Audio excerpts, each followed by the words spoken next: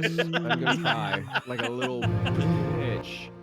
How we doing, guys? Welcome, ladies and gentlemen, everything in between and none of the above, What's to up? Shadows over Velda, episode Hello. 44. Oh, the shadows, they're up. I Yeah, see. they're over. Even though we're in the Underdark, the shadows are Shadows over on my Velda. Velda till I over. Shadows on. Shadows under Velda, and it is a That's the arc particularly line. shade-laden day, as we were all discussing earlier. Our one of our party members last session was sacrificed themselves, so it's gonna be a heavy episode, I think. It's a There's terrible gonna be day for rain. Hey, Siri, Terrible day play for Dearly rain. Beloved. It can't rain all the time. Siri, play When Doves Cry, please. No, stop. Don't play When Doves Cry. But I hope you guys are doing cool, or doing okay. Thank you so much for showing up, everybody in chat. Thank you so much to our players. Once 5, now down to 4. If that doesn't solidify it enough, Leju, the player, and Fi, the character, are indeed gone. They are gone. And we'll get to that in just a bit. But before we get too into the weeds with everything, we usually start each session with an icebreaker question. And I honestly didn't think of one for this session. I was too busy trying to figure out how we were going to tie up these ends. So let's see. What would your character...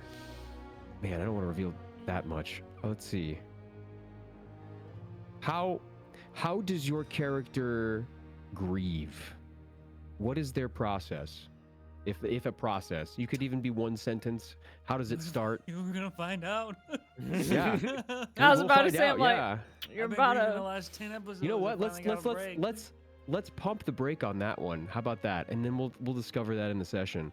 We'll play that out. Yeah. I feel like a lot of RP is going to happen today, The which is ice okay with me. It's melted. Oh, the It's ice is melted the ice. ice is roiling beneath us. Guys, last session was so much. We learned a lot. But we also you guys fought hard against an enemy that honestly, if I had thrown out like legendary resistances and stuff, would have probably wiped the floor with you guys. But you fought valiantly, bravely, and to a point where everybody, I think, except Ray, was downed, or at least incapacitated in some way. And Fi and Ray were the only ones up. And Fi took it upon themselves to commune with the womanly voice that had been speaking to them from beyond for quite some time.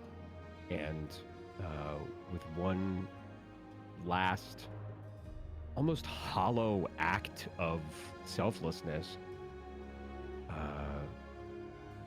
thrust himself onto his black, shady crucifix, and took the life. Didn't do damage to the Underdark Kraken, Unakta, but took the life from the Underdark Kraken and just negated it.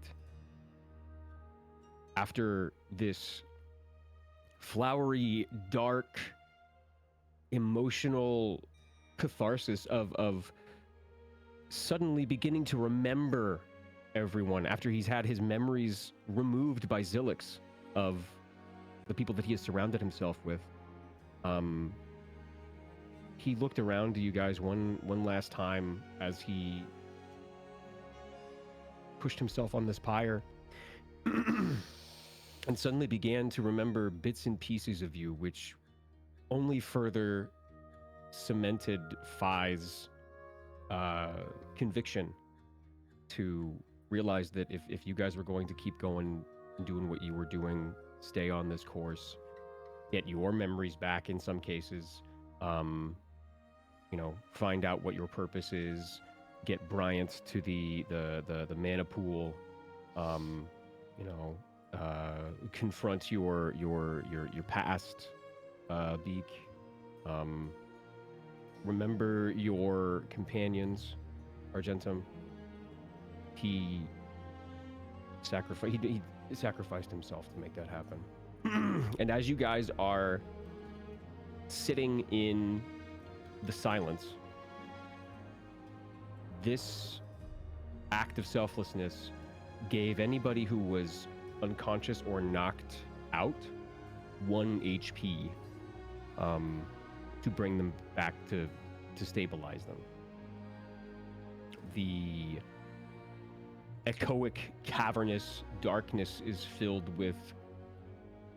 was once filled with this trumpeting, bellowing, and thrashing of gray water and shining ichor, this purpley blood in the water in this small little grotto that you have fought the Underdark Kraken, part of the Underdark Kraken in. The waves lap up upon the black sand and pull some of it back into the depths. Some of you begin to come to. And for a moment, it is still. The sparkles and shades settle on Phi's body. The thorns begin to crackle and hiss into place as the thorax of the Underdark Kraken lays limp, pressed against the cliff where their last stand was, smote from beyond, the life removed from this creature. And you feel very, very uneasy. But you are breathing. And there is some movement in the water from some humanoids. The Underdark Kraken, if you guys remember, has destroyed, for all intents and purposes, and the function of the Blood Cutter. It is no longer a ship. It has been crashed against the shore, broken into many, many pieces. If Phi was still alive, he would probably get his ass kicked by Ipswich. But actually, you know what? I don't know. Maybe he would be okay with that. A couple of humanoids covered in blood and black oil, almost like mechanical oil, and bits of wood and parts of sail that get drug coarsely across the sand, pull themselves to the shore and collapse. Let me go over here.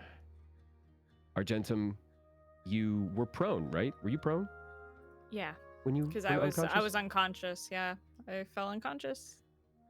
So the first thing you feel as you are fluttered away from this dream that you have had, this in your unconscious state, you relive a scene from one of your books of one of your characters sitting on the ocean, on the shore, overlooking an ocean cave. And in your mind, you do feel this bleeding of sound and smells, the salt air, the cool water that kind of comes up over the part of the ship that you're on and hits your thighs. It's almost relaxing. And you open your eyes and you look up and you see the beam of light from the Lumadeep lighthouse whip around every 10 seconds. Once more shimmers against the crystals and the minerals that line the canopy of the Underdark you find yourself in. And you sit up.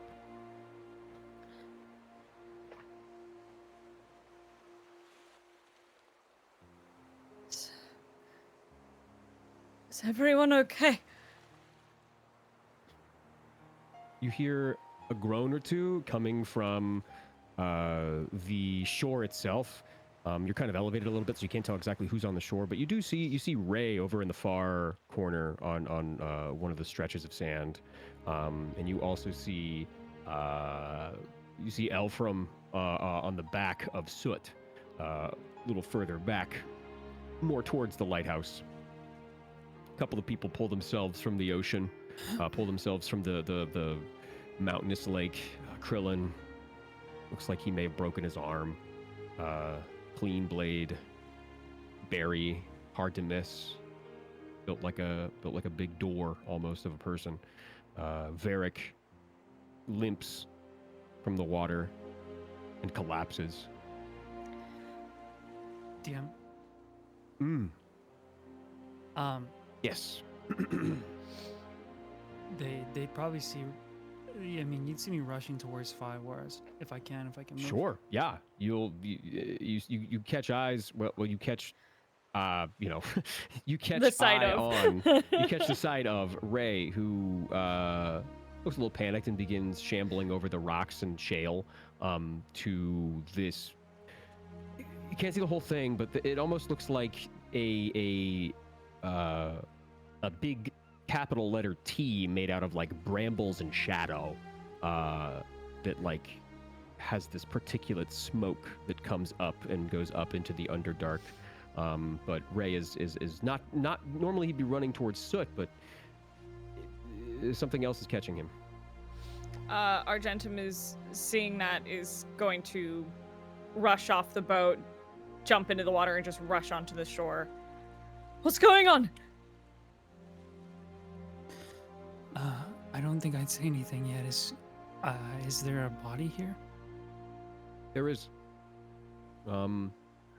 You walk up to this bramble pyre, and you see a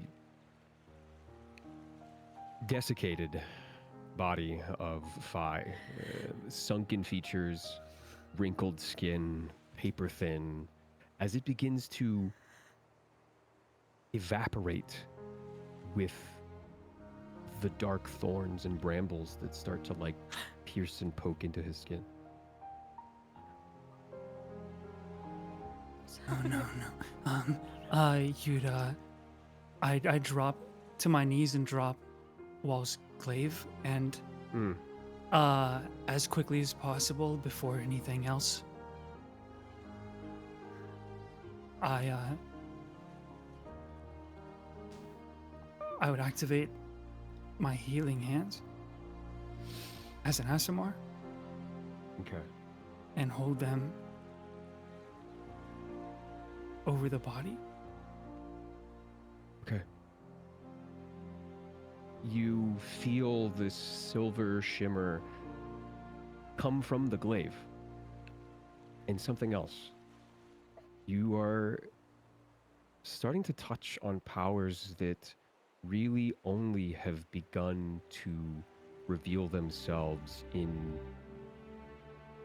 a flurry of genuine emotion.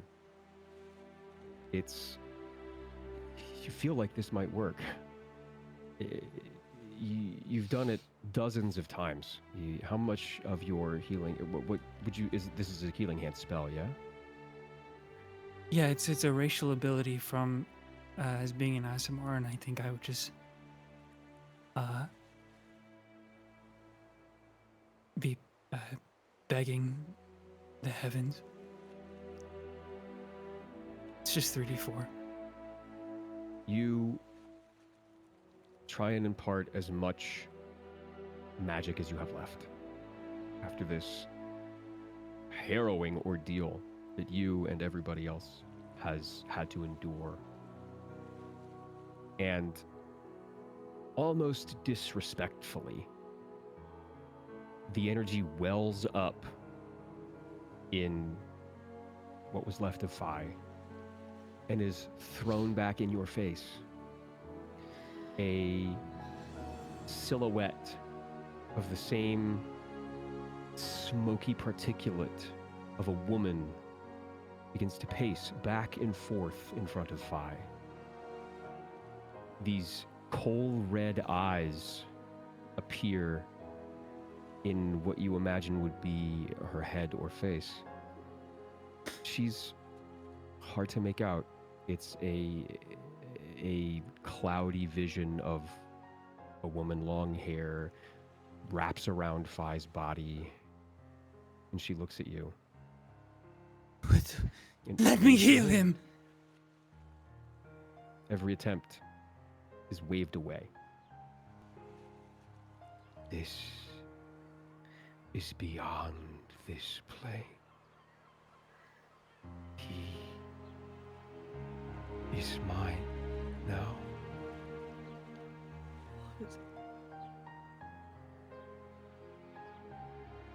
She goes up and embraces Phi.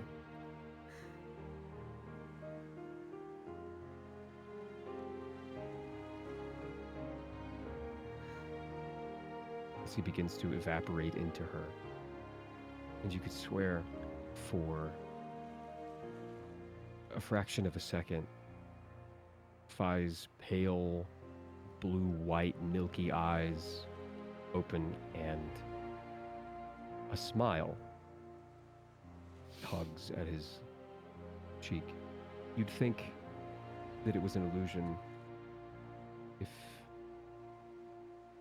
if it didn't feel so genuine.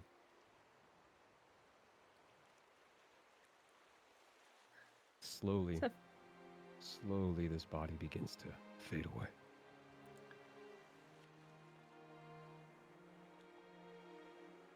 Ray, what happened? What was that, Ray?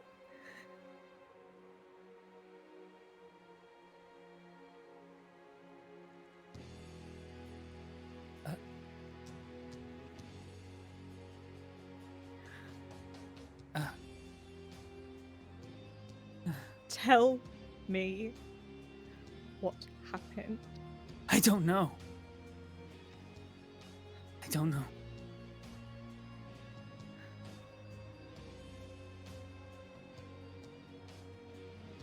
What did they do?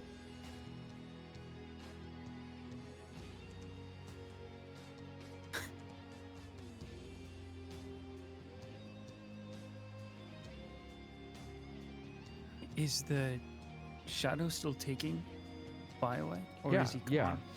She's running her fingers along his form, like, you know, getting close to him, inhaling him as both of these figures, both Phi and this shadowy woman, are woven together, helixed away, and it's almost like every whip of the Luma Deep's beam takes a little bit more of this darkness away and somewhere else.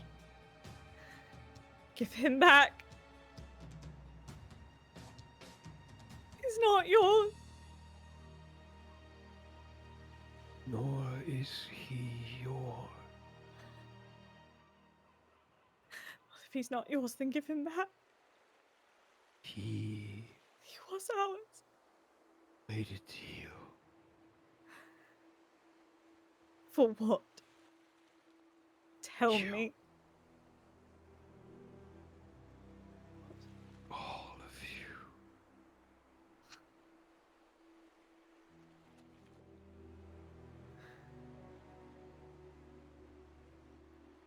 In the stillness of the Underdark, the last of Phi, at least his body, begins to flake and crack away. Ray, can you make a religion check for me? 11. You have heard of deities like this. There are a couple that come to mind. Moander, Tyche, Timora, But this seems like more negative influence than would be associated with any of those deities. This looks like the work of Bathsheba, the Lady of Doom.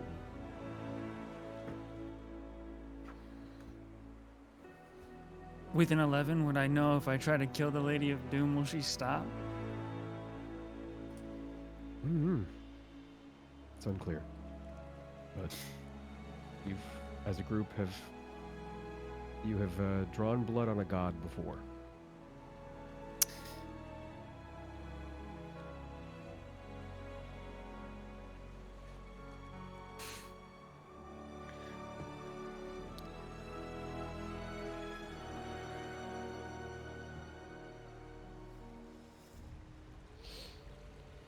At this point, I feel like Beak is gonna limp her way over to where the others are Yeah. and witness this scene unfolding. Can you make a religion check for me, Beak? I sure can. 19. 19. Yeah. You walk over and you get a good look at the bramble cross, the shadowy visage of a woman, and your keen avian eyes are able to make out. She also is wearing a tiara of black pearls that kind of shimmer in the light as the lighthouse beam comes back around, and the black hair, the smoke that she has had as she is beginning to absorb and become one with Phi, her figure becomes more pronounced. Her hair is more gray and smoky than black. And there's not much you know about Bathsheba, but she does work in a similar court as Kiriansley, in a similar fashion. Strength and darkness, and death as an inevitability, and marking people for death, that sort of thing. And if Bathsheba is anything like Kiriansley, this is a force of nature. This is something that is incredibly difficult to tame, through magic or otherwise.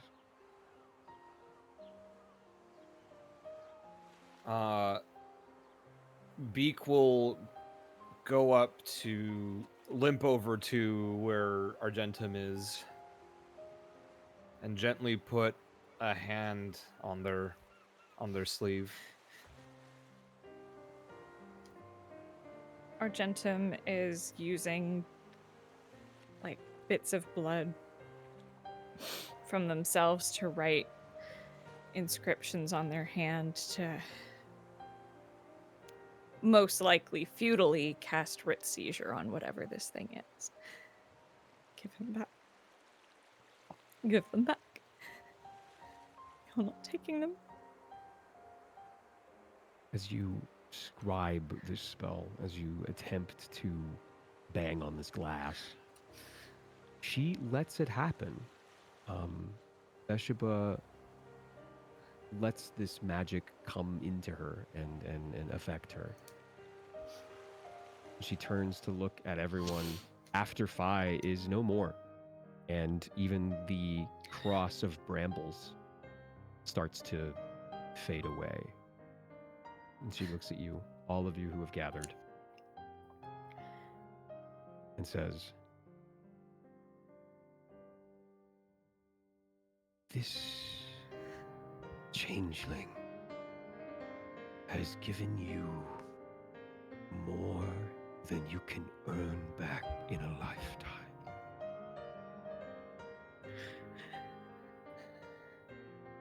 I wish you all good luck." Fuck you. As the beam whips back around and uncharacteristically blinds everyone for just a brief second. and the wisp of black is pulled into the light. And all that is left in that place is a small mote of ash, a bag, some shimmering cloth, trinkets, and baubles, a weapon, and personal effects.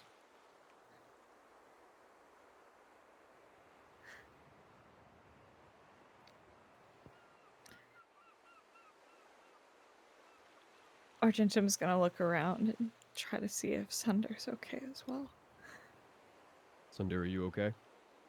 He's kind of out cold. I'm not gonna lie. Well, you got 1 HP because of this sacrifice. You were able to bring everybody back. Yeah. So So he's, Sunder, you cough yourself awake and spew some black bile into the cavern lake.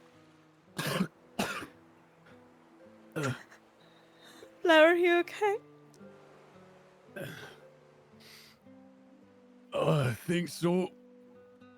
Oh, fuck my head.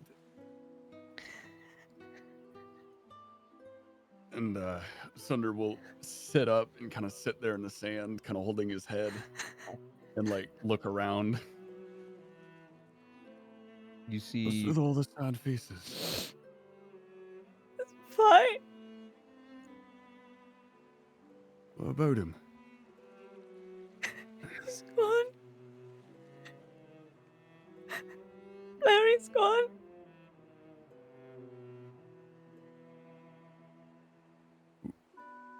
Gone. Where'd he go?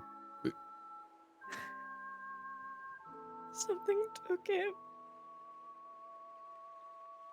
Varric, Trillin. They sit up, train their eyes on you as you inform everyone.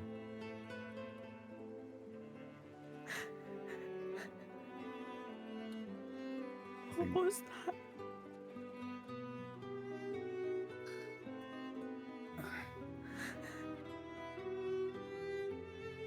Thing that attacked us? Or what do you mean? They'll look to Beak and Ray. What was that?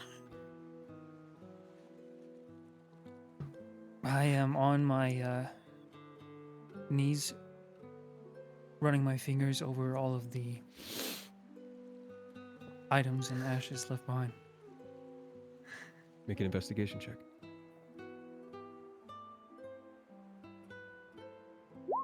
Five. The grief is really 5. fresh. You're just glad to be touching something right now.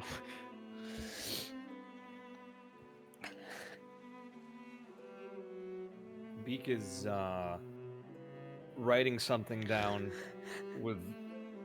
It basically takes her entire like strength to be able to write stuff down because she's still really badly injured.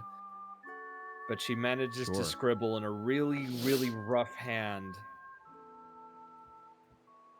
This was my fault. Ooh, No. dude. What? How She, could it like, be your Slowly wipes away the chalk and then writes, received premonition. What? Did not speak. What do you mean? She continues, saw visions of death. Did not know. And it just trails off. You didn't know who it would be. She nods. Then it's not your fault. It could have been anyone. It could have been you. It could have been anyone. You didn't know it was. We would have acted differently if we'd known it was coming. Elfram, She just Oh, go ahead, stares down at her tablet. Elfram fumbles up and around with his. He has several injuries. He looks thrashed back and forth, and he scrambles toward the remains of Phi, and with hands pasted in ashes, he looks up at both Beak and down at Argentum and up at Ray. Should have been me. It should. My cat, which was carrying him, just like shrugs him off, not gently. And I am just taking out a pouch and I'm trying to scoop ashes into it. Elfram kind of like Just silently. retreats to one corner of the like shale that you guys are on, and stares at the ashes on his hands. Mumbles to himself. His brain's already gone through it, but this is not helping. I think at this point, since Sunder's really not sure what's going on, he'll walk up behind Argentum and put a hand on their shoulder. Well, if something's taken him, I guess we better find a way to get him back then, eh? I don't think we can. He was. It looked like that thing absorbed him.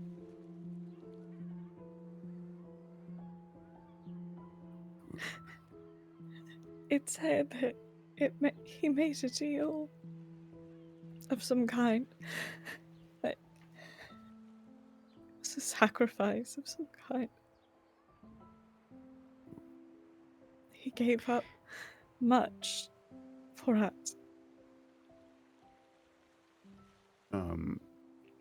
I think after hearing Argentum say like, sacrifice, Sunder's heart's probably just dropped as he's starting to understand a bit.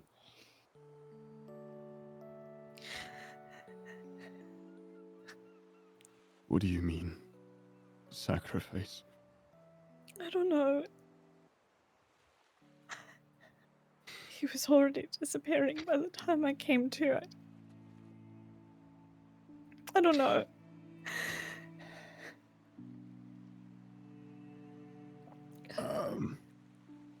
I guess Sunder will walk up to where Phi was, not saying much, just walking up to say for himself.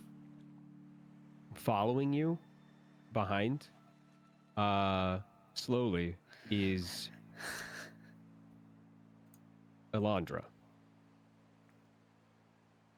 who hasn't really taken damage, hasn't really done anything.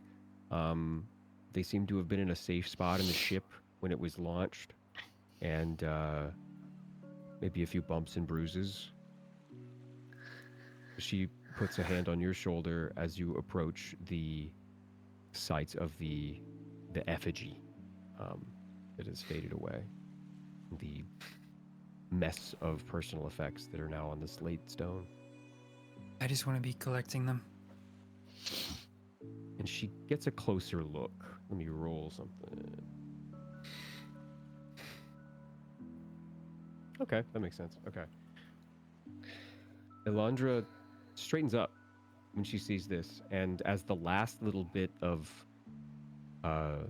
wisp is pulled into the beam, she puts some things together and says, "The final misfortune." What?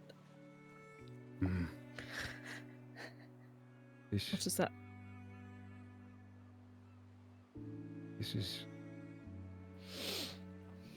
This magic is one I never thought I would see in use. When Rolf went away, she took some spells with her. She was separated. She took some ancient primal magics with her.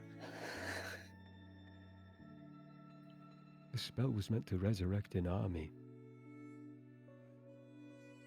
1,000 strong, cast down and brought back.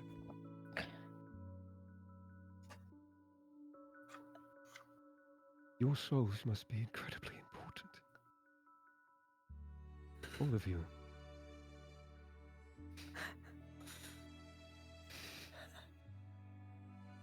Important enough for him to sacrifice himself. For what? For you. We would have been.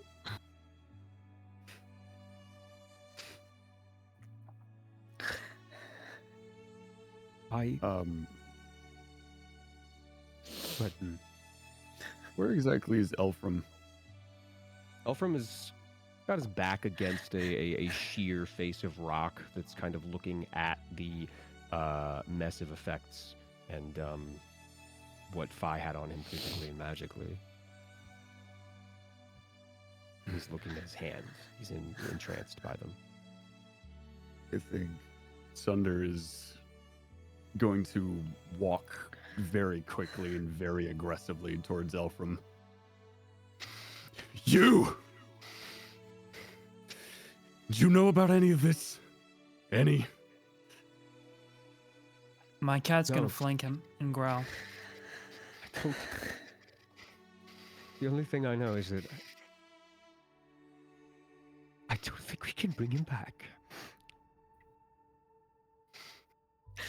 We should have let that bloody Kraken take you. It should have been me. It should have been you! It definitely should have been. And Sunder's gonna punch Elfram in the mouth. Make an attack.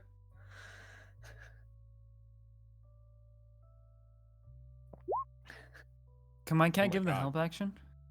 Of course, yeah. Use advantage. Do it at an advantage. Get a nat 20 on his ass. Nat 20 advantage, beautiful. Roll it again. That's a 26. Oh shit. Okay, yeah. We'll take that. That you coming down on him because you're like standing above and over him. You get an incredible amount of leverage on this punch, and you feel his jaw break under it.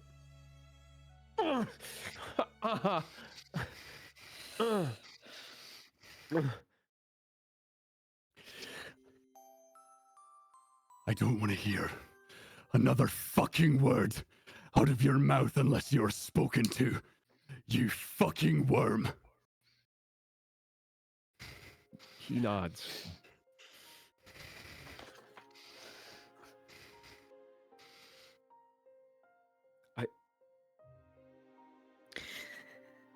He nods. Sunder's gonna walk away. Elfram nurses his jaw, and yeah, Alondra is also going through Fi's belongings, looking for some things, checking things there- out. Is there a God. gun on the beach around us? It has fallen off the cliff into the sand and is kind of sticking out of the sand at the base of like some rocks and the water that's lapping it up. But it doesn't look like what it normally does when Fi conjures this. It kind of looks like a very, very unique and interesting just stick or branch. It does have the same similar shape, but it is not nearly as ornate and well crafted and made for combat. It's just at this point a piece of driftwood. Could I have Argento. at the same time as you're going over to it, could I have finished gathering most of his things and be hopping Yeah. down here next to Yeah, it? you have a handful of a bunch of stuff, including a bag that has more things in it. But one of the couple things that you have in your hand is very weird for Fi to have, but it's a small roll of paper, bound with twine, maybe about 6-7 inches long, not a full piece, but more a scroll. And that is the only like piece of paper you see on him. There's a couple of other things that you have. You got let me go over here. there is a vial of this green, like plant-like, but a little almost like green sponge that is like resting in some sort of lightly luminescent liquid. There is a his cloak. One of the largest pieces that he has is this big shift weave cloak that he used to change outfits fairly quickly and at the drop of a hat. There's a dagger, a silver dagger in a sheath. It looks really ornate and quite beautiful, very well made. There is a fork that has, again, it's very, very unique. It's quite large, maybe 6 or 7 inches long. There's like lots of embellishments. It's of this like really nice brass. It's got a door on the head of it. Beak this is the fork that you guys had found in Ipswich's war room, and moving around in the shift weave as you kind of have jumped down from the cliff. You see these big, little tiny blueberry eyes pop out of the shift weave, and a muted squeak comes from Whimsy, who Whimsy. is still among. Ooh, this is tough for even me. Is still among his belongings. Whew. Is Argentum going to pick up the weapon? Yeah, they were going over to it, and when they find it, they're just going to pick it up, kneel down in the sand, and just kind of hold it to themselves as they start breaking down.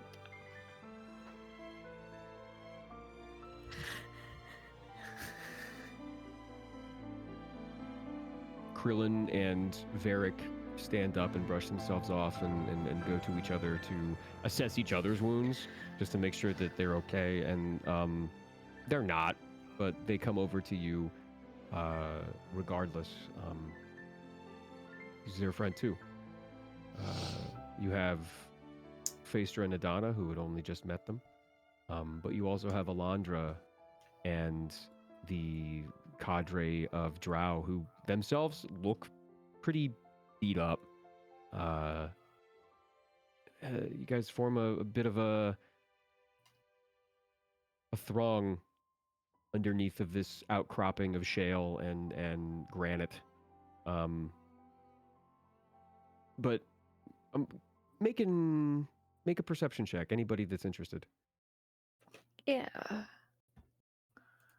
I like rolling dice. That's Oh, yeah. a 22. I have big ol' Okay. eyes. The lighthouse has stopped. There is no longer a beam that lights up the sky, as it were. And as you notice this, you hear the crunch of wet sand.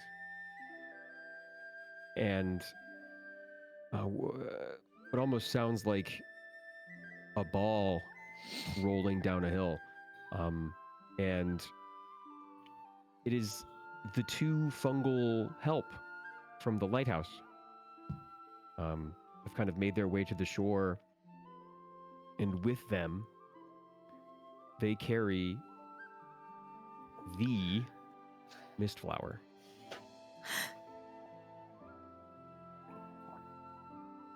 And they approach you, Argentum, and speak to you in the Myconic tongue. It calls to him.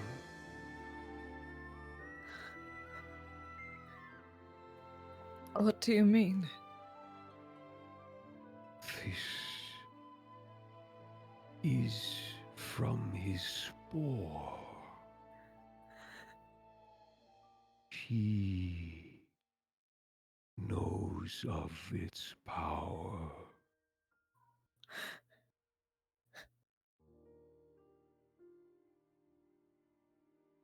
They offer you the Mistflower. They take it. And you What is do. It, as you hold it, you can't help but laugh a little bit. It is You recall the way that Phi had described this flower is the lower in elevation that it grows, the stronger its light, and the stronger the radiance of its positivity. And you guys are pretty deep.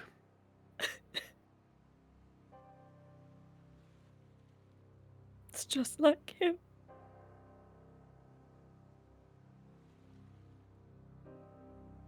Its petals catch whatever light it can in a beautiful fashion.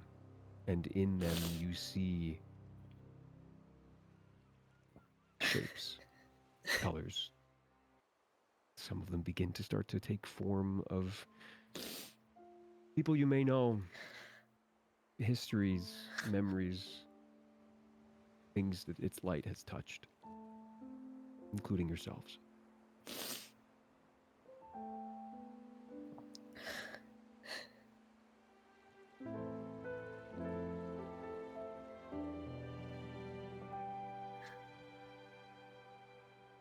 If we take it, will it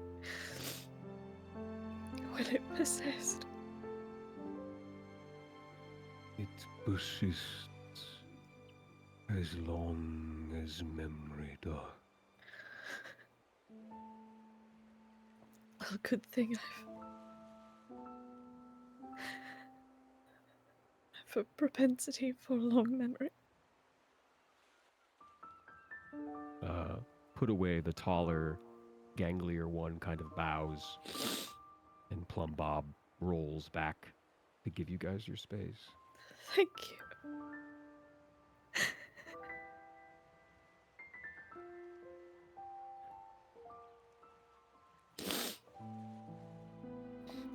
Varric and Krillin walk up to the group.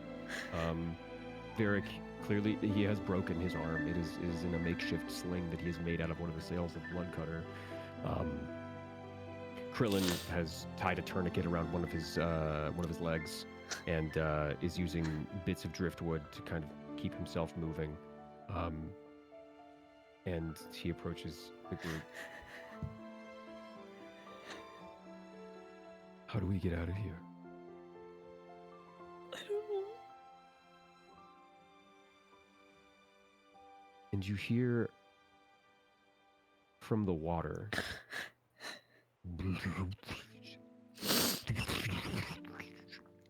this bubbling, this fierce, thick bubbling. Before you start to see a light and then steam coming from the water. As this bright orange light comes from the water, and in front of it, walking tall enough, is Thursday, Dermot. And behind him is a seven or so foot tall, wreathed in orange and gold flame, humanoid shape with no face. Almost no clothing except a cape of flame that falls behind him. And Darman Thursday rushes to you. We took care of the Kraken.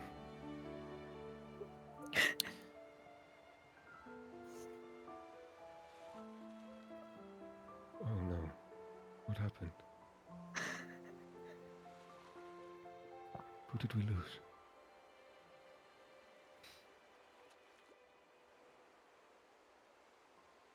Two, three, four. Change. Why? Gods, I am so sorry. How did you survive? Because of him.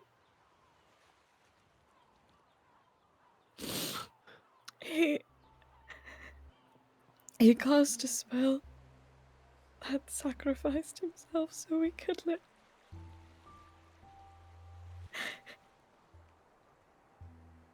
Some ancient magics. Some ancient magics. I don't know.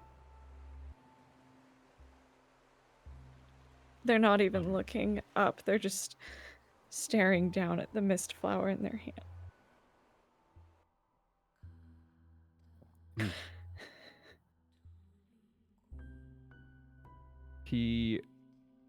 Derman looks at you and is a little concerned.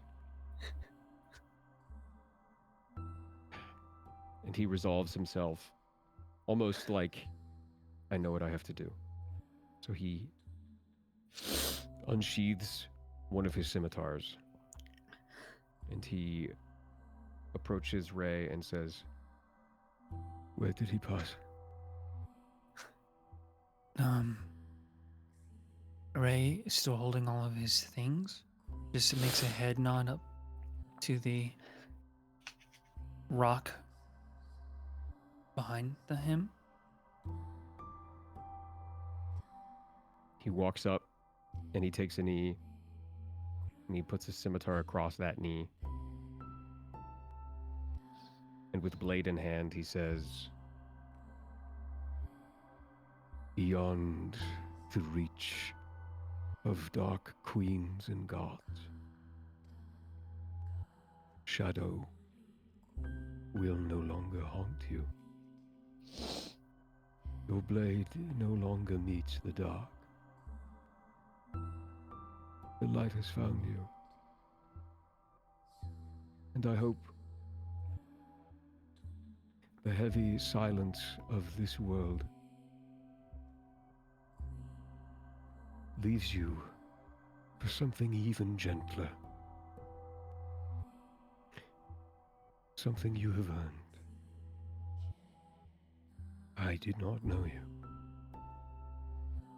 so I will not say goodbye.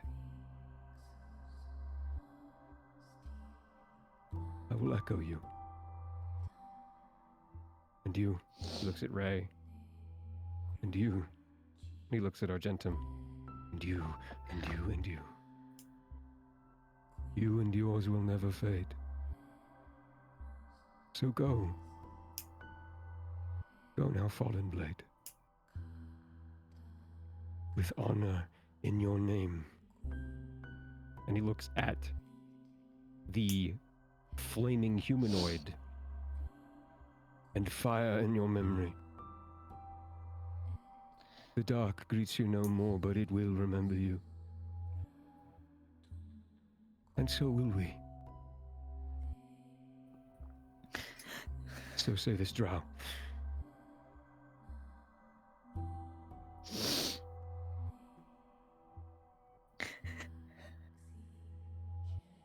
What do we do without them? We keep moving. They did not die in vain, and we will not sit here and wait for something even worse to happen to you, or me, or my sisters.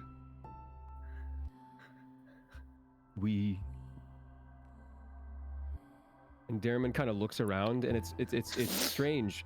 Thursday seems so confident, but as he's looking at the cavern with no light, it seems foreign. We'll find our way out. We'll find our way out. Yeah.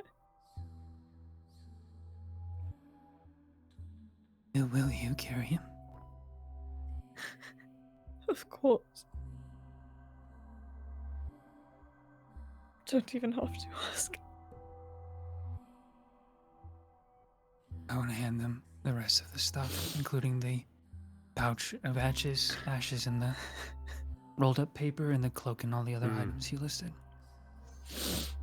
And where's Bryant? Damn. Yeah. Bryant is... You don't see him. So not in the immediate area. then I start to walk towards the water. Yeah, make an investigation check. Sure. 15. 15. Okay. Bryant characteristically just emits a very soft glow, and it was hard for you to see, but he's out on one of the like cracky crags of this bifurcated ship. The last half of it pretty far out, like over by this like small little chain of atolls. But he is there laying on the deck of the ship. I mean, it looks like he was in his bed when things happened, so this is like part of his bedroom. And he's still laying in his bed, but he's unconscious as the waves kind of come up over his gossamer sheets and pull them back into the inky water. But there, yeah, he's there. I won't scold anyone for forgetting about him. Oh, But I I'll- hadn't. No, and I mean the other NPCs. Just nod to Cinderus, right? Cinderis. Cinderis. Cinderus. This, yeah, he's got a more regal humanoid form now. He's untethered. I just see a untethered. bright ass glow. I know it's Yeah. like, I hop on my cat and we start to head towards Bryant to help him out. Okay. It's really a quick trip, especially with you. Soot can kind of feel your urgency, and their footing is sure as a result. You get over to Bryant, and right next to him as the water kind of comes up and over him. Just toss him over. Yeah. Toss him over. Soot. And Easy enough. reunite Soot with gets the him on his back. He's quite light in his weakened state, so easy to grab. And he was ready for combat. It seemed like he had mounted his sword on his back.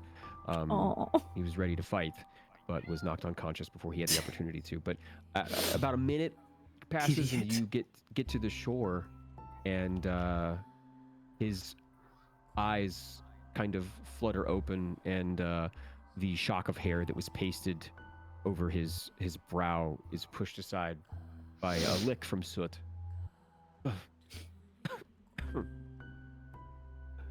Am I dead? No. Damn. But it was close.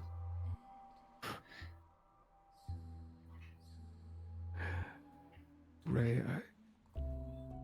I've... And he falls unconscious. Save your strength. Dwerman. Thursday stands up from his knee. Do you know how to navigate? Do you know where we are? He looks around. It's dark. It feels as though there is no life in the middle dark anymore. And he seems cautious. I should. This Asimar is running out of time. I need to get him to the Manapool. Cinderis actually at that moves forward, and you feel this like incredibly warm presence, like almost like a like Santa Claus, or like a grandfatherly presence. You smell this like really warm spices and incense and campfire smoke as it comes up behind you, almost a foot taller than you are, Ray. But you feel this warmth behind you as this cloak of flame like licks at your legs. Sindera says, "I know of a mana pool. Close it is. You can sense it? Free. No, for it is not on this plane. But..."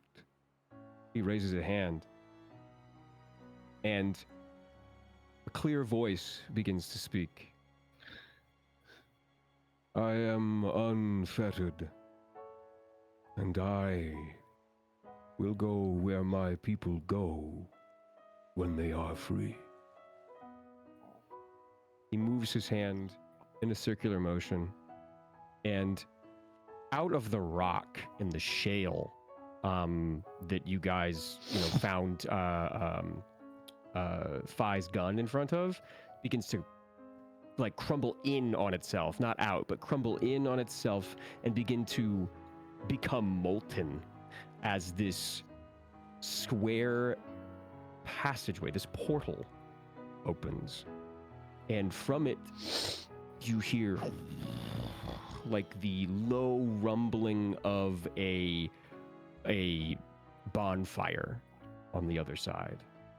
Occasionally you'll hear an ethereal like chuckle. Are you willing to tread this path? Is that the plane of fire?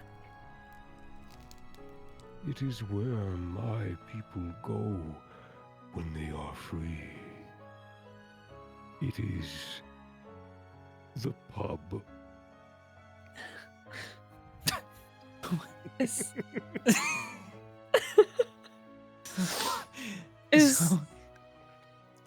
Is that where the monarch pool is? Is it safe? There are many pools in the earth and Kindling byway. Safe is relative. Is anywhere With truly me, safe? You will not be harmed, but it is dangerous.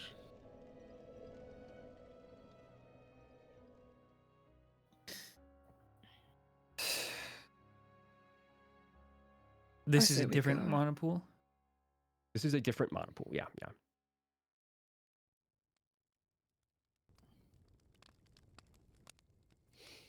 Could we return to the material plane?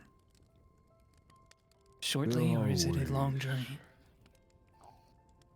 With magic, many weeks can be shed from a journey. I'm sure you will find someone who can help in an interplanar public house. Thursday pipes up and says, I may be able to guide you through the middle dark, but a lot has changed. And he looks at Argentum. I am not who you thought I was. I am sorry for my assumption. It was, That wasn't. it's a long story. I assume common misconception for you. It was nice while I had it. We appreciate you. I don't know if we're all in traveling through the Underdark or Middle Dark shape. They'll look to Varric and to everybody else, just in everyone's condition. Krillin says, Krillin, Splint. I could use a beer and a bed. I think we all could, and if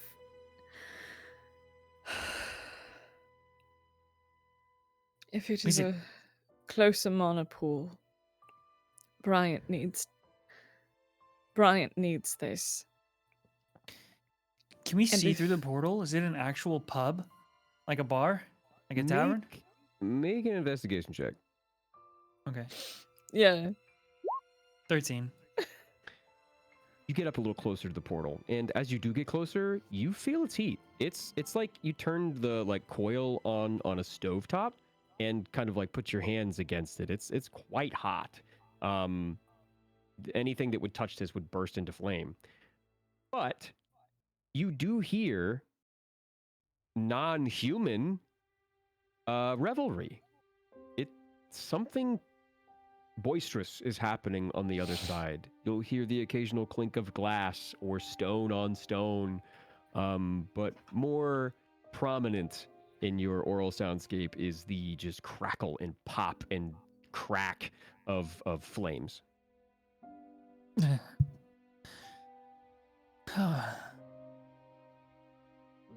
Neither sounds appealing.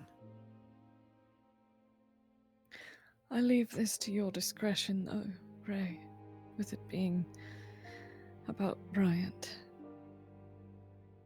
This is your call, I believe.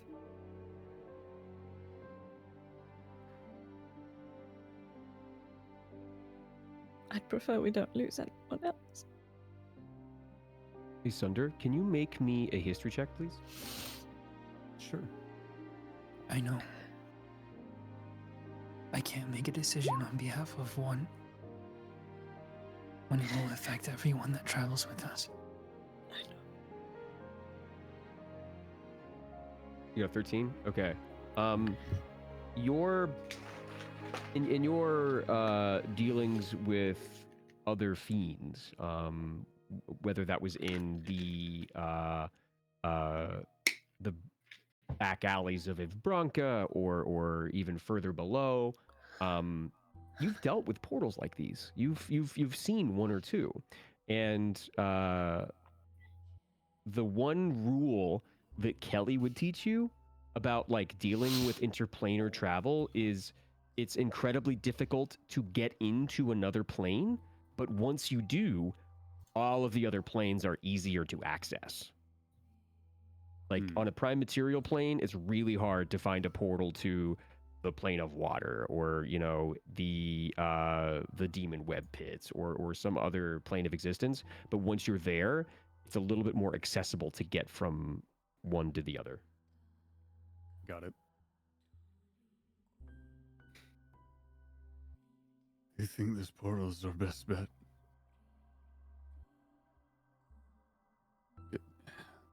Remembering something that Kelly told me a long time ago. But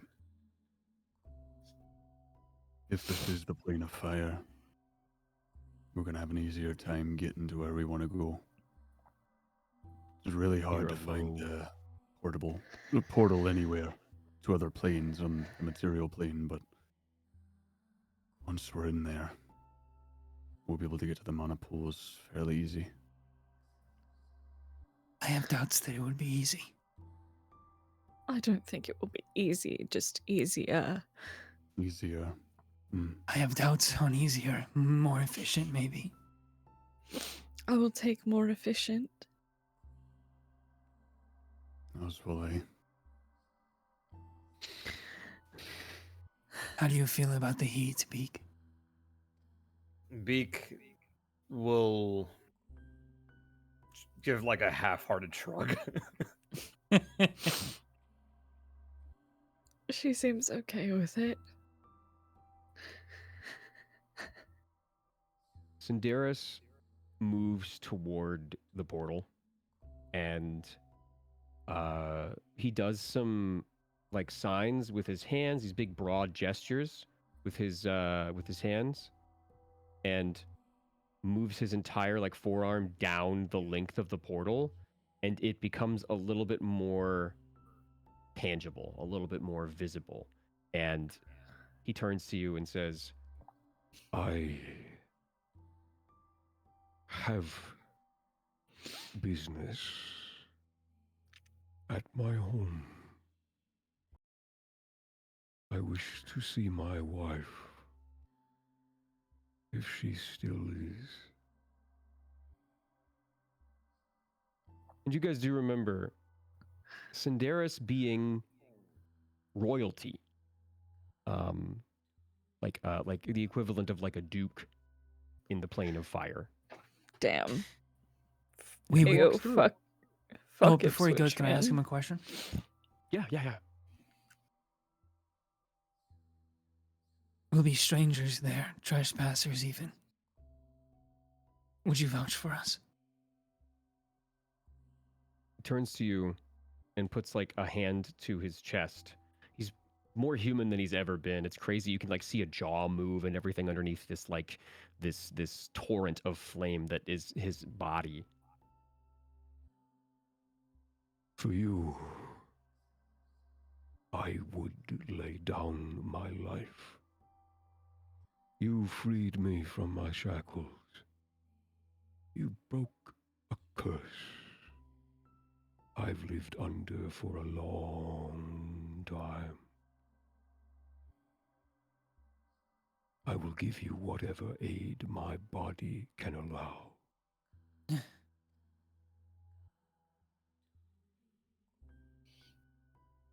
And, Dwemin, would you not come with us?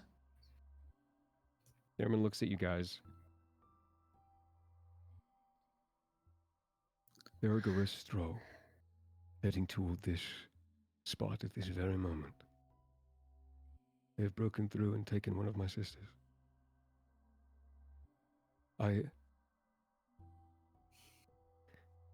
Okay. So what I'm gonna do is the first thing I've done. This is the first time I've done this, but I had another DM tell me that this is a really fun mechanic. Uh-huh. There are 4 of you guys, player characters. Uh-huh. Roll a d20 raw, all of you. Okay. Yeah. Sure. 4. Okay. 17. 5. What's a 4? Two. Oh my god, 4, 5. y'all! 4, 5, Damn. 2. So 17! So I get DM 4 friend of mine- NPCs? what'd you say? Nothing. Then go ahead. No, just Go the ahead. player characters. Thursday looks at you and says, I should stay to avenge their names, to sacrifice myself in the fierce crucible of battle, but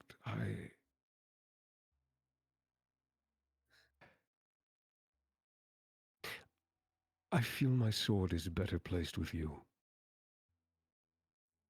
My abilities are would be- better with you on the run, or on the trail, the road. It would be a shame for someone so valiant to lay down their life in such a way. Phaestra Would and it be like- Madonna pipe up and say,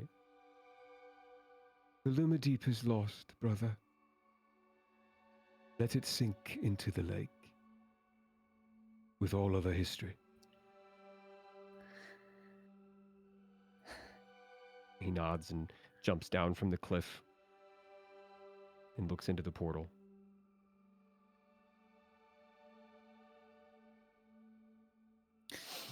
All right. Then we'll make a brief detour through the pub. You hear a smoky laugh coming from Cinderis as he puts his hands together, rubs them, and walks through the portal. That includes you. I say to Elfram. Oh, Sumner's not from- gonna let him stay here. Yeah. We could just Elfram leave looks him. at the people who are berating him and stands up. And let's see. Nadana walks over to him and puts him in shackles, puts him in manacles. And then, painfully, because you just broke his jaw, ties a gag on him. You will not speak unless we speak to you. We know what you did on that ship. We heard your sonorous cry to the depths. You did this. It should have been you. Get in there. He pushes Elfram in as she follows.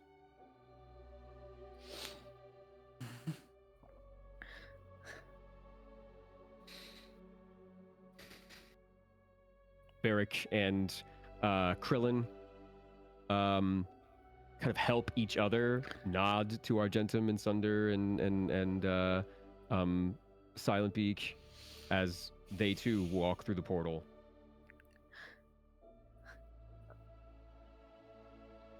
Phaestra, Elandra, Both follow.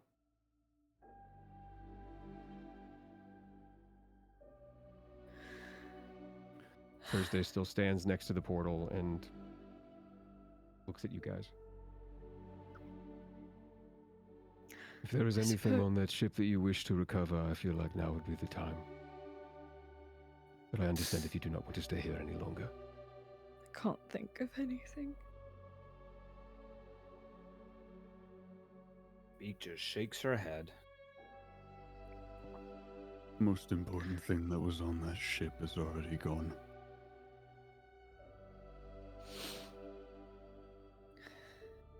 Argentum's gonna There's- just hold out their hand to Sunder.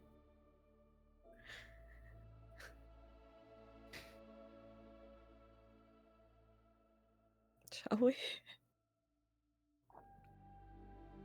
Mm. Sunder nods and takes Argentum's hand. They squeeze yours back so tightly. Like, so tightly it almost hurts. Like, they're barely. It's almost like they're barely standing. And you can tell how much they need this. Just Mm. any form of connection right now. He'll squeeze back.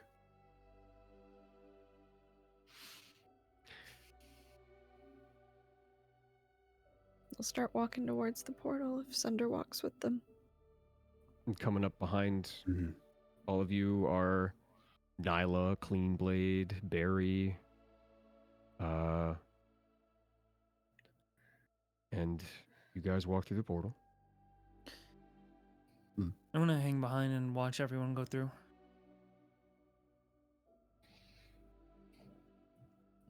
You do so. And you're the last one. You and Silent Beak.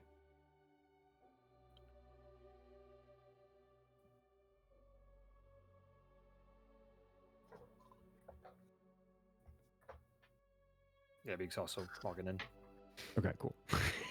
I was like, oh, I thought that was a given. No, okay, cool. So you guys all walk through the portal, and it feels, warm at first. Feels like you're, in a solarium, but you keep walking. It's not just a portal that just goes from A to B. There's almost like a passageway that you are following this parade, this cavalcade of characters that is progressing through this black and red space, modeled in magic and stars, and you're standing on something solid, but you're in a interplanar void. It's about 15 feet to get to the other side. And as you walk, every footstep gets hotter and hotter, and eventually it starts to become oppressive. After about, 10 feet to the other side, walking from one end of a room to the other, it feels like you walk through a wall of fire. Easily 175 degrees. It is blisteringly hot. But once you get to the other side and pass through the second gate, it cools down a little bit. It's almost like you were brought just to the edge of just falling over. Sunder, this is a warm summer day for you. You are almost unaffected by any of the oppressive heat. No humidity. It's a dry heat, so it's like it sneaks up on you, and you pass through this portal. And This is sauna room temperature. yeah, it's like it's like a sauna.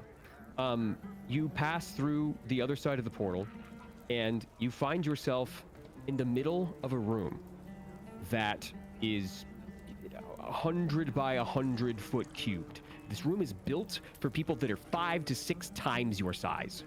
It is filled with huge humanoids, one of which is Cinderis. There are tables everywhere, these large circular and square oaken tables. This place is jovial. There are there are demons, there are devils walking back and forth that kind of catch your eye in this like flash of yellow and red. There are earth elementals carrying what look to be like roiling bottles of some liquid, a drink of some kind.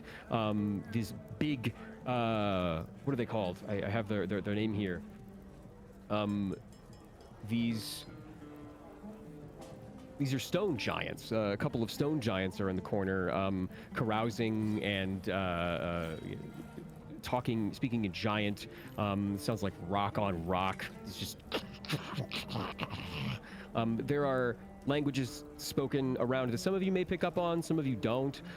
There's another corner of the room that are there's like 10 drunk rock gnomes that are playing some sort of a dice game. One of the gnomes has fallen asleep. A couple of them are fighting, and in the far end of this wall, you see a big bar, a large bar. The like waist of the bar is maybe about 7 to 10 feet up, so you have to like climb up and see it. But it is covered, toe to tip, just all over, covered, slaked in ever churning, just skin of mud that is just constantly being like flubbed over on itself and fuses itself into the grout and the tiles of the room itself. Behind this bar is a huge wall, maybe about 150 feet long and 100 feet tall, of smaller drawers that have runes scribed in them that look like numbers. And each, you see this bartender who is this like pillar of mud that has some sort of face and a mouth. It moves around and is kind of hard to tell, but this guy has these little pseudopods of mud that shoot out and grab little bits and bobs and stuff from each of these drawers. This bartender's like humming as he does it. He's interacting with a few of the demons and the devils that are at the bar, and he's shaking up drinks and tinctures and refreshments for everybody that have approached the bar. On the other side, so the right side as you guys have walked in, there are three, actually, let me see. There are two rooms. One, does anybody speak Infernal? Yeah. Oh, I do. Let's You go. do? Yeah, Okay. good Anybody that from speaks both. Infernal is able to read above. One sign says baths, and the other side says travel, or like terminal, or you know, this is a space between spaces, right? Behind you, as the last person comes out of the portal, Cinderis walks over to it and makes a few hand signs, and it begins to shrink down to a little mote that he absorbs in himself.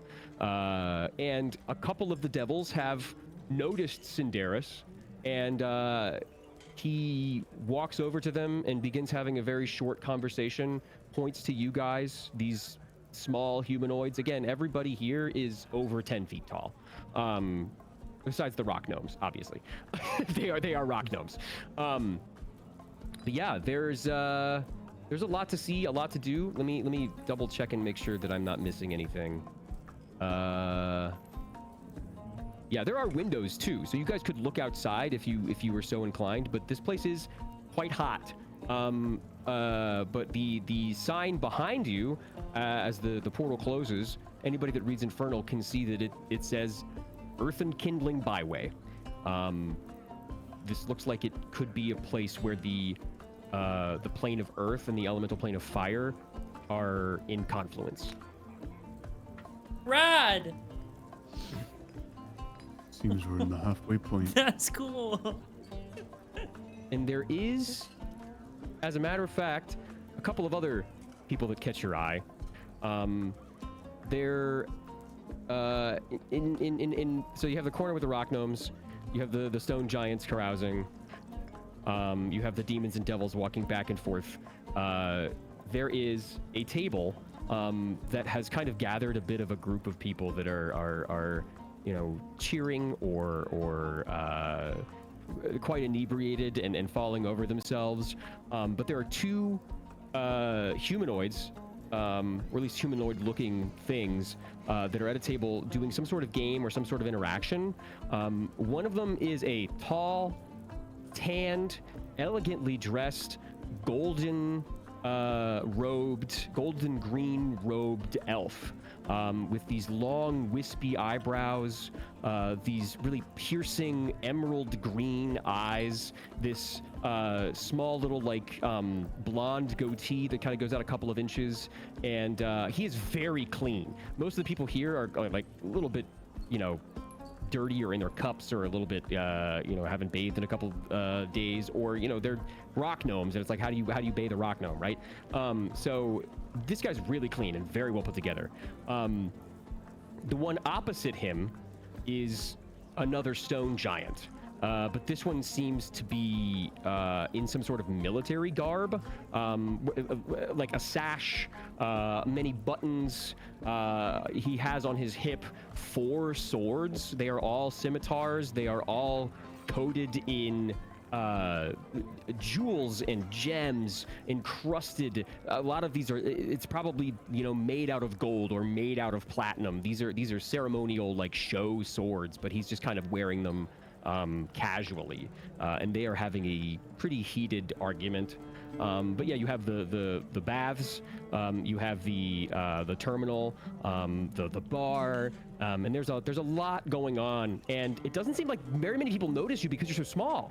It's hard to even like find a space where you're not going to get like pushed aside by somebody's stony thigh, or muscled over by a shirtless demon, which I know a few of you wouldn't mind, but like it's not that kind of story right now.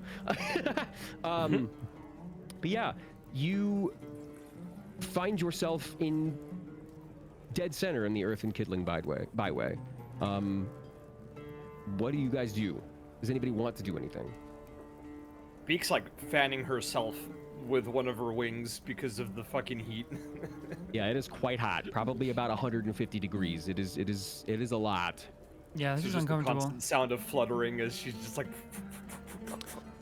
I'm already pretty pissy, but like, put Zephyr out in the heat, and this is gonna be a disaster few sessions. The baths. Sure. Is Cinderis nearby? Yeah, Cinderis is just wrapping up his conversation with a couple of one fire giant that he had seemingly knew. I try to get his attention. Oh. And he bends over to you. Yes. The mana pool? You. Oh, right. You need a token for the baths. Maybe go ask the bartender. He's an old friend of mine. Come. He walks kind of like slowly, but like with a newfound confidence and like more freedom in his step. Mm-hmm. Hope that bar stools have ladders. You can climb up a bar stool. He if you sticking close to Cinderis, he's able to kind of carve a path through the patrons. I'll be right back. Okay. Carve a path through the patrons and make it a little bit easier for you guys to be seen and like noticed in not like a nobody has a reactive reaction to you guys. Nobody's gonna get aggressive or anything like that. He's kind of giving you guys a presence. And he sits down. And let me see if I can find this. Where you at? Where you at? Is it so large to the point where like we would all fit on one big stool? Like, is it actually that probably big? fit 3 of you guys on one stool. Yeah. Oh, okay, cool. So I'm imagining. There's this movie, I think Ella Enchanted, where they walk into like the Giants bar. You know what I'm talking about? Yeah, it's kind of Maybe like that's that. a weird pool. Okay, cool. No, you're good. You're good. So you pull yourself up and you sit on the stools. Anybody else with Ray at the bar? Okay, I'm back. Beak will also pull up a chair, I guess, or a stool. Yeah, I will. I Climb will. up a I will chair. join the boys. Sorry, I was helping husband with All right. dog. All good. All good. So you have Cinderis kind of flags down this pillar of weeping mud that very strangely, almost like sickeningly, moves and arcs its torso over to you guys. And as it opens its mouth, mud goes all over Cinderis and like sizzles down his body, but he pays it no mind as the bartender begins to speak. Cinderis, as I live and breathe, I cannot believe you made it back. And he has this like jovial, like party vibe to him. Let's go. While as he's talking and like super interested in what Cinderis is doing here, you see these pseudopods and tendrils just like going behind him, getting, you know, ingredients and making things for other patrons. How long has it been? 500, 600 surface years? God damn. You looking good. You looking well. You looking fit. Yes. How can Mucklack help you today? Welcome again to the Earth and Kindling Byway. And Cinderis smiles and he says, or he doesn't say anything. He points to 1, 2, and 3. And he says, oh, it's classic. I love it. I love it. And he, Mucklack goes We're and just grabs full of the grimace. ingredients. Yeah, we're like, And he puts them together in these like stone shakers and throws like rocks into it and kind of shakes it up a little bit. He puts on a little bit of a cocktail show. You know, he does a little bit of back and forth. And just make a perception check for me. Anybody that's got curious. it. Yeah, bud. I can't see it. Got I'm to not gonna. 16, bruv. Okay. So you were curious as what like he was putting. Who else got? Okay, choose the five. The mist of mud and dirt and like sulfur, and it's really hard to get a read on what exactly he was grabbing, but you do see Argentum. You see that. Oh, come on. I have to reopen close tab. No. Nar! Okay. I have a spreadsheet. Give me my spreadsheet back. Okay. It seems like he grabbed a small piece of metal. He grabbed a vial of something red and viscous. And the last thing was really easy to get. It was just a big old chunk of brimstone. And he shook it up, and he doesn't pour it out, but he takes the top off and gives Cinderis the rock. And he eats it. He just kind of eats it, like cup and all.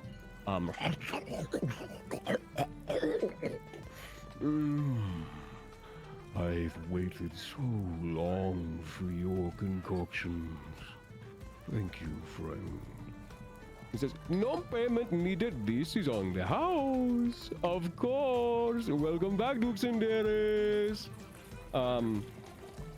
Yeah. And what, Mucklack goes over to you guys and, like, eye level with everybody who's, like, kind of mopey. Looks at you guys in the eyes. You're sitting on the stool. And what can I get your little friends, hmm? Would you like the same? Or would you like to pick a new one? It is in common, right? Yeah, he's speaking in common to you. Okay. The lingua franca is the best way to communicate.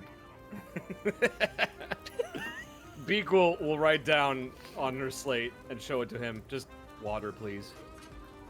Oh, okay. And you see one of the tendrils go over to a spigot, like it passes all of these drawers with the runes on them, and goes over to a spigot, and you just hear,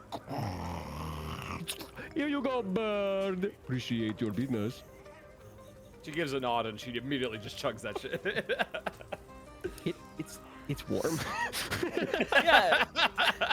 And What? the disappointment in her No. eyes that it's warm is like so palpable.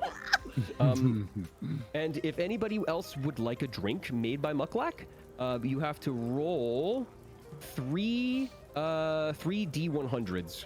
Let's go, bitch. Let's. Or Sure. if you speak, what is it, primordial?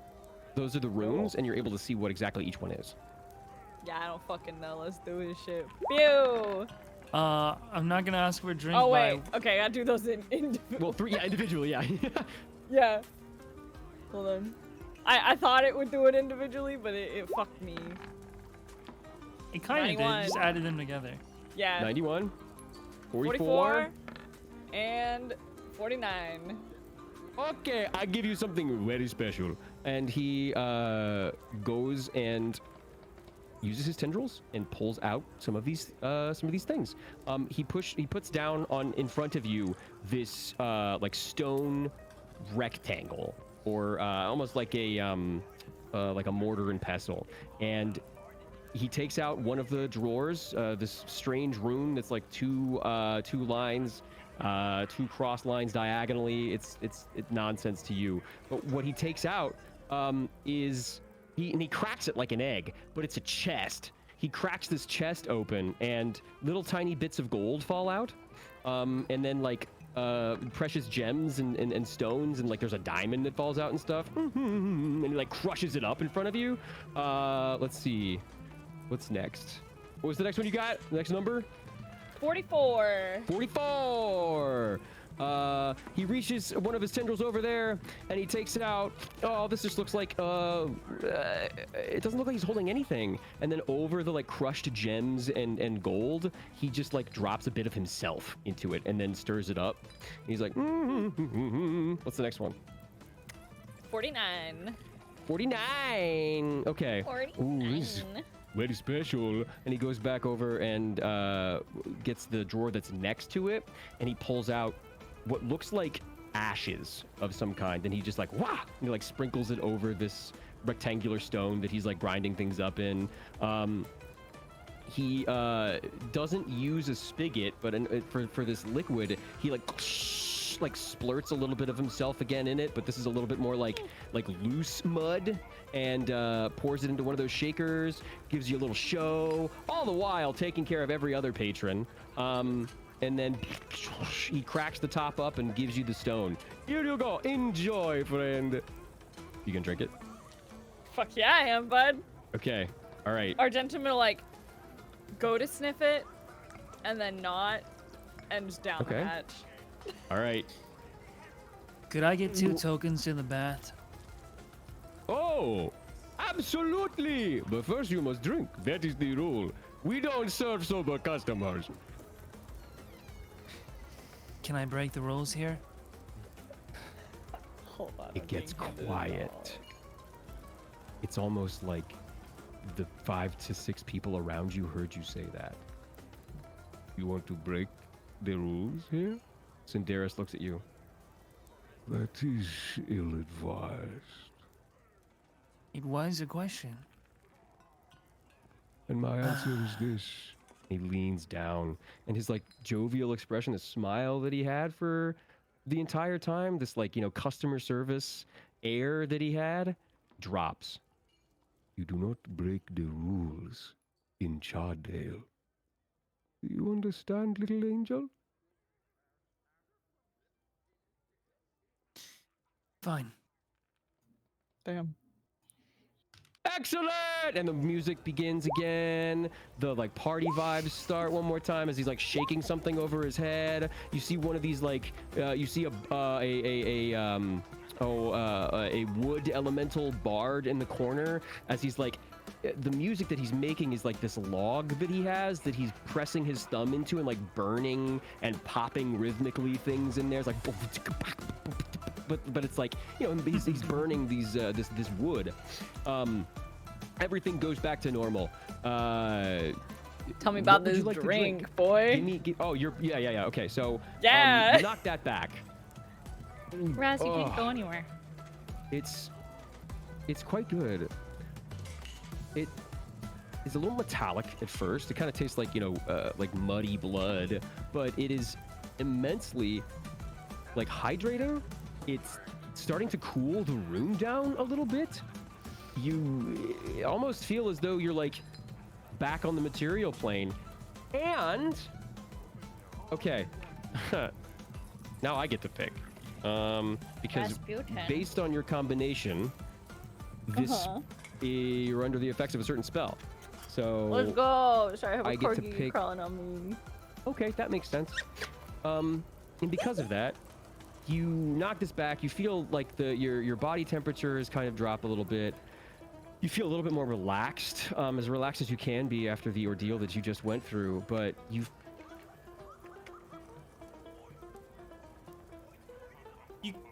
Hello? Oh, hello? You cut out, DM. there Res. is a small molten hound. Small little doggy made of like magma. As it starts to like drip off of him, he begins to pant. You rolled find familiar, so enjoy Raz, your do little not- enjoy your little molten core hound. Was it like an hour? How long does that last? Game? Oh my god, yeah. you're in D&D, Rasputin. Oh my god! Yeah, it's it doesn't. I think it's an hour. Yeah. Oh, I was only asking because I can't imagine anything sadder than them getting attached to this fucking dog, and then an hour later it disappears.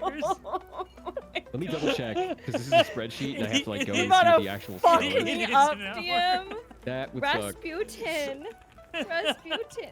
You can't go on the floor. You can't. Daddy well, is I mean, cleaning. no, it's. We'll see what happens. This is a different iteration of the you can do spell, that. but yes, you have this tiny little. I mean, for relatively tiny, you have this smaller little magma hound. Oh, looks like we conjured a friend. Seems like you needed one when you walked in. They will burst into tears. Oh, it's okay, it's okay, it's okay, it's okay, it's okay. Other friend, what do we get you? You only have. Ooh, you look like you belong here. He goes to you, Sunder.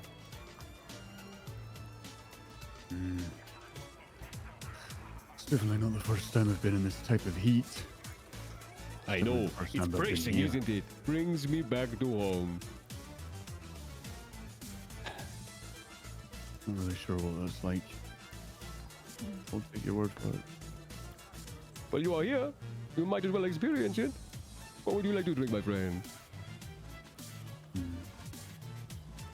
Let's see. 55. All of my D100s are above. Okay, thank you. Jesus. Okay, so with the 55, one of his tendrils goes out to a drawer. He pulls out this like multicolored rainbow sand, and like with a bunch of flourish, he puts it in the mortar and pestle and begins grinding it up and humming. With the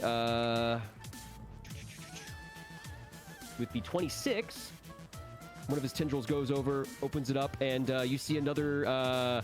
He just comes over very gingerly and with a little syringe of what smells like blood, and this like plume of smoke comes from the sand as he coughs in its face, but goes back to humming quite quickly. And then you got a 71. What is this one? Okay. With a 71, oh yeah, he very gingerly puts one pseudopod up to the very, very tippy top.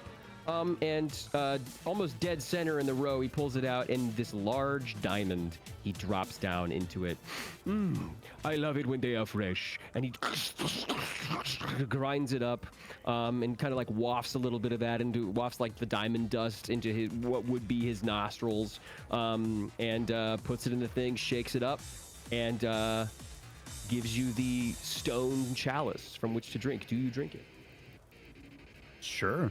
Yeah, the Sunder's not even going to question it. He's just going to knock it back. You knock it back, and you feel cooler. Surprisingly so. It was hot, sure. It was uncharacteristically hot, but it wasn't oppressive.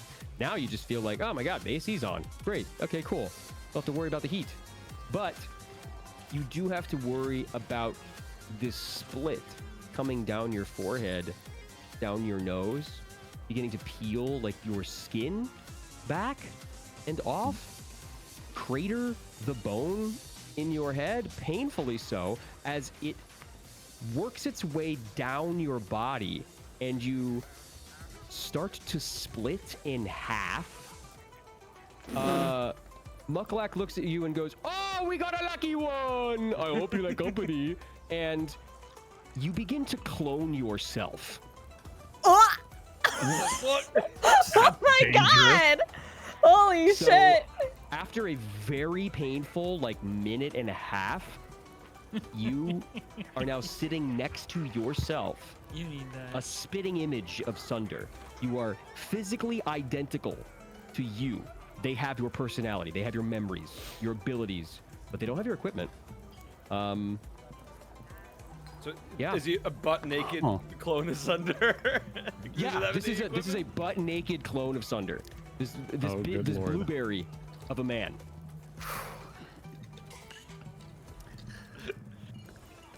Hey, I didn't ask for this.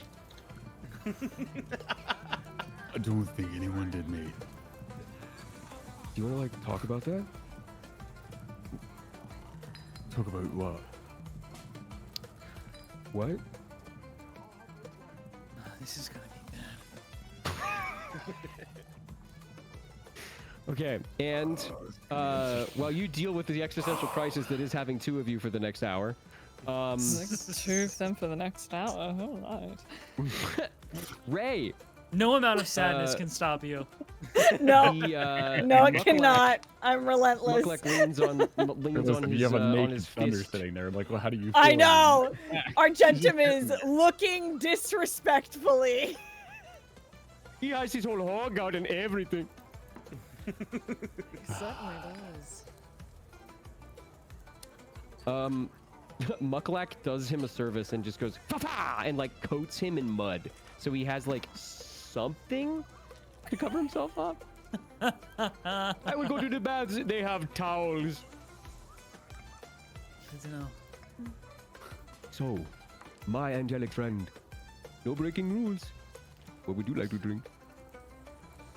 Well, I rolled a 40, 70, and an 87. 40, 70, and 87. So Mucklak with a 40, he goes and grabs a little bit of looks like this looks like a little like miniature pyramid. Just a bunch of miniature pyramids in this jar, and he's like looking for a specific one. He takes it out of the sorry, not jar, the drawer, and he puts it in the mortar and pestle, grinds it up. What was the second one? 70. 40, 70, 70. 87. With a 70, he goes back up to the same middle drawer and pulls out a smaller diamond. He throws it in there and crushes it up and gets a good whiff out of it. And what was the last one? 87. 87. Okay, this is kind of funny. So he goes to the furthest drawer to him, and he's even kind of like, you can see like his mud tongue is hanging out of his mouth as he struggles to get the like handle on this one open. He's like, he goes in and grabs a handful of stuff, and he takes it back, and this little like fistful of items, as the blood kind of, or not the blood, the mud kind of moves around on it, you see is a combination of bones, sticks, teeth, dice, like runic symbols, and all manner of things that you would use in prayer. So these are all like religious tools. He throws those in there, and instead of using a pestle, he actually hardens his tendril and just pop, pop, pop, pop, pop, like really loud on the mud bar, and like kind of tosses it like salad a little bit, and tosses in the air, and a couple of the demons around go like, hey, like he did it, he did the thing. Puts it in a jar, fills it up with a little bit of mud, shakes it, and then gives it to you and says, enjoy, my friend. What about magic? Is that against the rules? No, magic is not against the rules. Most of this is magic. They're using magic over there to cheat on dice. And a couple of the giants are just like, hey! You're fucked. Okay. Then I will just mutter some celestial word under my breath and cast protection Sure. from evil and good on myself. Just Sure, helps yeah. me not be charmed or frightened. Mhm. Okay. Then I think I'm gonna drink it so I can get these bath tokens. Okay. You drink it, and Here I go. you feel the room starts to cool down a little bit. You feel a little bit more cozy, almost as though like a wind has found itself in your robes. It's just, oh, okay, this is quite nice. And you feel nauseous for a second. Not nauseous, but the urge to vomit. And make a Constitution saving throw. Oh no. 17. 17. You feel this like knot of something in your throat, but you muscle it down, and you gain 10 HP because we're gonna throw up good berries. Oh.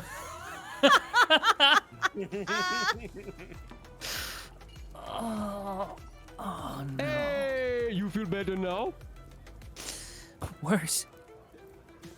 Oh, that is okay. A short trip to the bath will help. And this like tentacle of mud slaps down, and you see these two little hexagons. And they're like two hexagons with like red streaks down the center of them. They look like they've been carved of stone and flaked off and stuff like that. They may be a little bit sharp, but they're bath tokens. Hey. Bartender. Yes, you can call me Muklag.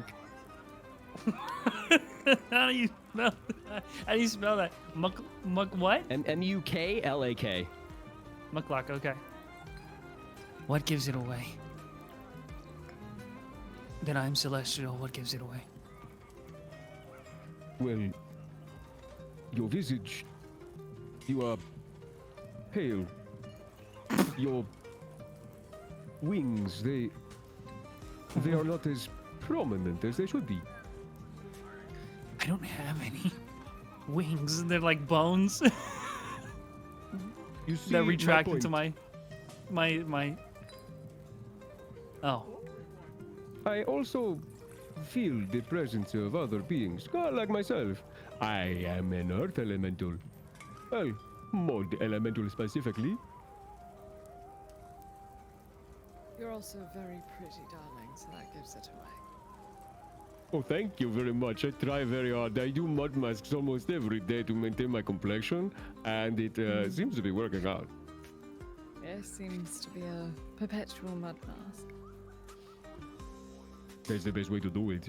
Little hack, always do a mud mask, and you will never forget it.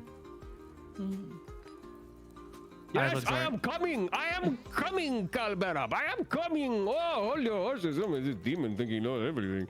And he kind of like, it was great to meet you all. Cinderis, welcome back to Chaldale. It is so glad. I hope your wife is doing okay.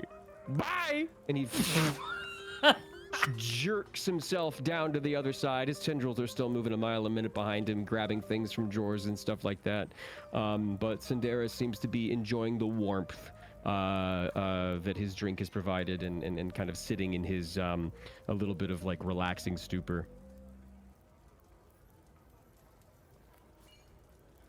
The token for the baths, is it just one? Do I have one per person, or is it one that will be for anyone? You don't know? You'd ask. Okay.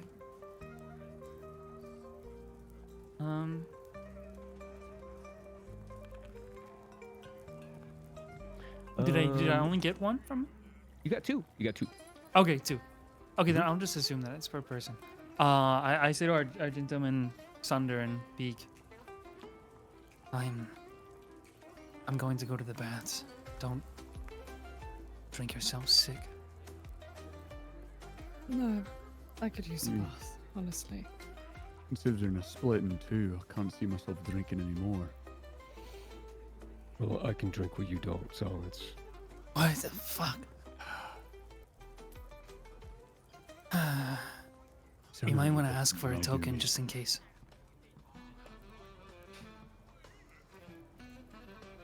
Yeah, probably. This one's something to wear, I guess.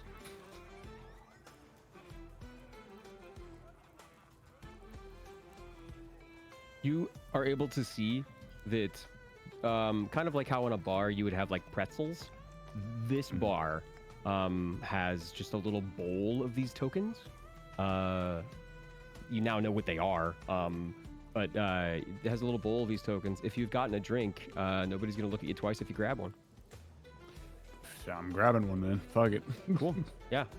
Simple as you get yourself this. It feels nice in your hands. It's almost like a really nice like artisanal like coaster or something. This nice piece of stone that has this lovely engraving and paint on it. And you guys make your way to the bath after this? Yeah. Yeah. Okay. You do so. And everybody make a perception check. You got it, bud. Sounds good to me. That's a 24. I got 9. such good eyes. That's 9? 14. It's better than the Okay. 5 from earlier. Never have I rolled above a 10 on a perception check, as I am blind. Well, that makes sense. As you The guys fact that hop you're not off wrong. the like 3 feet down to the floor from these stools, and you kind of make your own way, muscle your own way, as Cinderis is leaving you to your own devices for a little bit. As you make your own way through the bar, you run into your friends and compatriots who have seemed to have found a place to stay. They have approached somebody and have kind of orchestrated lodgings for however long you guys are going to be staying at the Earth and Kindling. That's And nice. they've sequestered themselves in those lodgings, but Varric has given you the directions and where it is, what room you guys are going to be staying in. It's quite. He also explained that the rooms are quite big just because of where you are and the clientele here, so you'll have plenty of space. Argentum, with the Okay. 24, you're being followed to the baths, clear as day, by the elf that was gambling with that regal-looking stone giant with adorned with all those swords and gems and stuff. They will stop, cross their arms, and turn around to face them. Can I help you? Yes. Yes, you can. Do you remember me? Should I?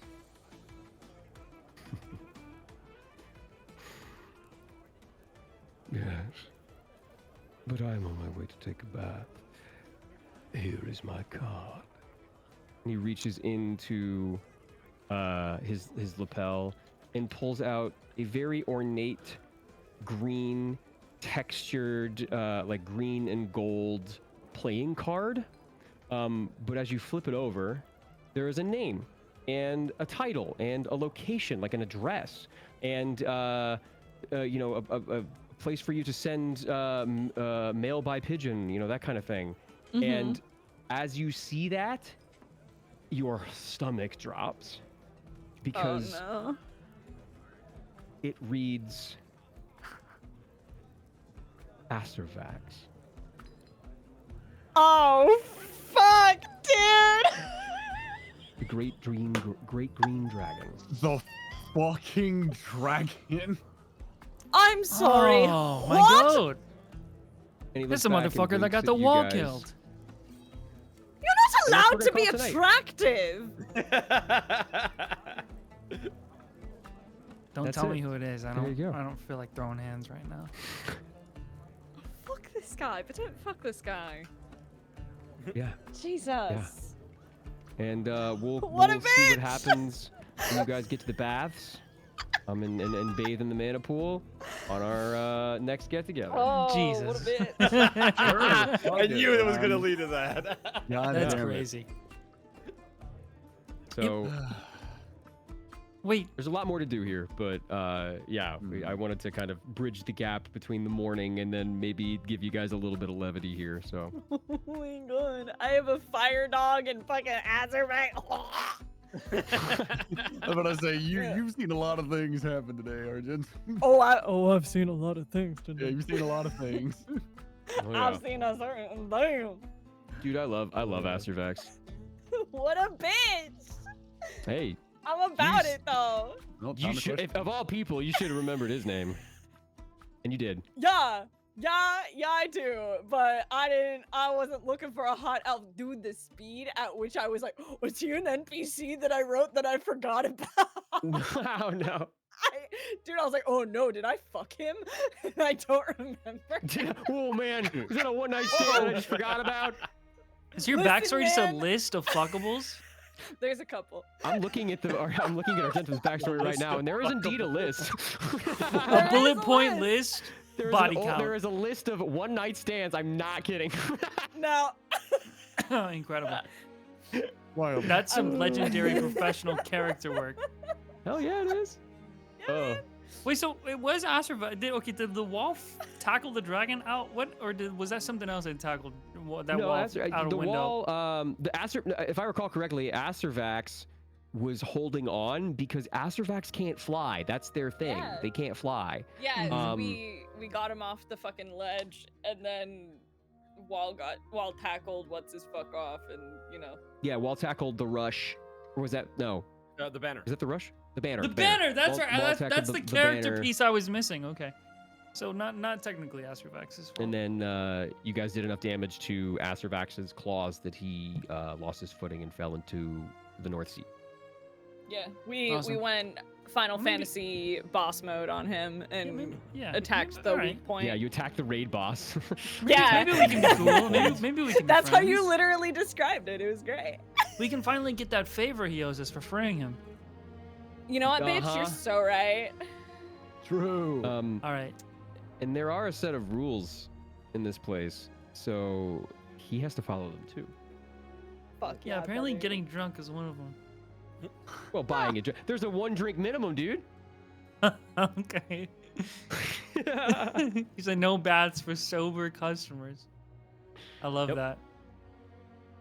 And there's these baths. I'm very excited because the remember I was telling you another Nate was in the other group that did the campaign. This Mhm. is one of the places they ended up. So there's a lot of stuff to do here. And I I'm have a so lot of notes about this excited. place. So they Nate has met Mucklak before, and it is honestly one of my favorite NPCs I've ever made. I love Mucklak. Because you're like, oh, plane of fire, everything's gonna be so mean there, and then Mucklak like, hello, how are you? I'm here to Dude, make you and drink." I love him. it's so funny because like Alejandro passed me Raz because she's doing that puppitude thing where she's just like, I'm just gonna pee on everything, by the way. Yep. Oh God, dude, Piss face. Has Hash done that to you? Piss yes. face. The Okay. Hash loves to take a shit in my office. Loves it.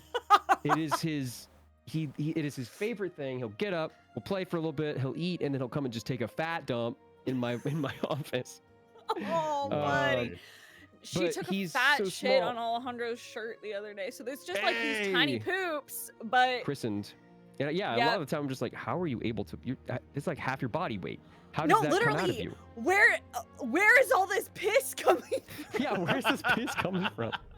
He doesn't drink. Like I don't see Hash drink as much water as I think he should be drinking, and he pees like a Yeah. racehorse. Dude, literally, because Alejandro, sorry, this is puppy talk now. Alejandro brought Raz in here thrice, and I was like, did she piss again? He's like, yup. Like, what the fuck? Oh 3 man. times. She's like, I'ma just. Yeah, and This bitch. with Hash, and I imagine this is the same with Raz because she's a longer breed. You Uh-huh. can't tell if they're just sitting or if they're pissing somewhere because there's Yep. no like stance or lift of the leg. I'm just like, are It's you a worse. dachshund or are you I peeing? have a girl, so it makes it even Oh, worse. I can't imagine. Oh, Yeah, I Bruh. got a girl, so I'm like, well, we're about to find out, we're gonna aren't we? figure it out. When dachshunds go, they just what is shorten behind- in length. What is behind dog number 1? Oh, great, a piss spot. Get the enzymes. Yup. Get the enzymes. I need to buy more to buy more vinegar so I can get the piss, like continue getting Yeah, the gotta piss get the smell piss out of all out. my clothes. Yeah. But yeah. Anyway, hell of a piss stream, talk guys. aside. Yeah. Piss talk aside. Oh. We said goodbye to a beloved party member. Thank you so much. I don't know if you're watching, Leju. I really do appreciate you being here, and I hope at some point we can play again because you are very fun to play with. So And Fi was a fun. great character. We did a little service, and we can do something a little bit more. You know, we can talk more about it once we have a little bit more time. But I have another stream that I gotta get to, and I gotta eat dinner too. So, is there anything anybody would like to plug while we got people on the horn? Updates, I will not be, I don't think the cons have announced them yet, but due to Dog not having all of her shots, I will not be attending WeebCon Dallas or Papu Mai over the next couple weeks. I'm so sorry if y'all were excited to meet me there. I was excited to go because I've been trying to get to Papu Mai for literal years, so I'm so sad. I might message them and be like, hey guys, get Bill Butts. Rain check? Just get Bill. Oh yeah, or just get Bill. Rain check. Please bring me back next year. I really want to go. But in lieu of that, I will be doing a lot more streams. On Saturday, tomorrow, I will be streaming with the unsupervised. Shameless plug, because we're trying to make this like a regular thing. It's myself, Tom from Game Theory, Dan Seibert. He used to be the head editor for Game Theory. We have Rye Toast, Rye's wife, Amanda, and also Honey Bunny. So it's a bunch of VTubers and flesh tubers from my Gross. FNAF theorists. I know, but I love them so much. But we're gonna be gaming tomorrow. We usually play a lot of friend slap games, but we're pretty fucking funny, guys. You should come hang out with us. It'll be on my. We're pretty fucking funny. That's all I'm saying. But yeah, no, come hang out with us, and yeah. I will have a puppy cam. So Hell yeah. Well, now I'm sold. Worth it just for that. Yeah, baby. All right. Does anybody else have anything cool coming up in the next week or so that you want to talk about? No. No, off the Okay. top of my head. All right. I know some of you do, but that's okay. If you don't want to talk about it, you're not allowed to talk about it. I got one cool thing I'm doing on Sunday. I'm doing a 1 hour. Never done one of these before, so I'm probably gonna break the rules and be a bit of a rude, crude dude. But I'm doing a virtual VTuber appearance at WeebCon on Sunday. If you want to come and say hi to Alpha somewhere on WeebCon when literally nobody is on the floor, come say hi to me on Sunday at 11. It's me and Rava are back to back. Come say hi, enjoy the VTuber. You know who I am, so like I guess just suspend your disbelief or something. It's gonna be cool. And then tonight, hopefully, if depending on what happens in the next hour or so, I'll be streaming Dying Light the Beast Restored Edition. And if not tonight, then definitely tomorrow morning before we get things started in earnest. Because I only got 2 days to do it. I got 2 days. It ends on the 30th, and I got to submit my runs to the leaderboard and see where I stand. Right now, I think the longest for the one life, because when your run ends when you die. And the longest one life run we have so far on the leaderboard, I think, is like 4 hours. And I was talking to the Techline influencer guys, and I'm like, 4 hours? That's like nothing. He's like, dude, this is hard. Like, hunger is a thing. You have to eat and maintain your hunger, and you have to drink stuff. Like, they've completely overhauled survival, and again, you get one life, but it's all about how it's not a speed run. It's how long you last in the world. And when you kill a zombie, the special part about this is when you kill a zombie or kill an infected or a volatile or whatever, a boss, they're gone forever on the world map. And then humans will come in and start to repopulate that area. They'll like open up a shop or something like that, or they'll, you can sell like scrap and things like that, or you can repair your weapons. And resources are limited too. You only get one repair on a weapon. Like their weapons only appear once on the world map when the seed is generated. So it's really neat. And I'm excited to play a little bit of it because I'm a huge. They did a Dying Light 2 did like a roguelike tower climb, which I really thought was fun. But we'll see how this one goes with the whole one life thing. But Anybody else? Anything else you want to hype up? Talk up. I'm gonna be at WeebCon. That's it. There's gonna be a WeebCon. You can call me my baby girl. Come say hi to me at WeebCon virtually. If you want to come over, you can call me the baby girl. If you That wanna would be come over, fun. I might Yeah. have to do that. Do You it. can come into. You can Where come is over. You can WeebCon? also see our house. Dallas. Yeah, I haven't actually been Ah. to Y'all's house over there. No, it's pretty nice. It's nice. I slept in the spare room. Purple mattress, It's buddy. true. It's really great. Yeah. Purple mattress. Whoa! Yeah. Whoa, not sponsored. Not Yeah. sponsored. Whoa. Okay, let's find a friend to raid. We'll be back, I think, next week, right, guys? There's no crazy, Yeah. nothing crazy I'm happening. here. I'm good. It's happening. We don't Let's have. go. Oh I- my god. We don't We're have much so going back. on. I will check the schedule too, and if there's any craziness that happens, I'll let everybody know. But until next week, we're gonna say good night, everybody. Good night, Good night. Good night.